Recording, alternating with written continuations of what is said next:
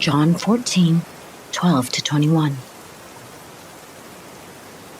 Verily, verily, I say unto you, he that believeth on me, the works that I do shall he do also, and greater works than these shall he do, because I go unto my Father.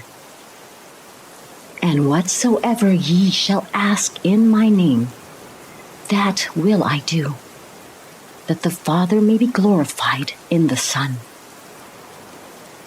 If ye shall ask anything in my name, I will do it. If ye love me, keep my commandments.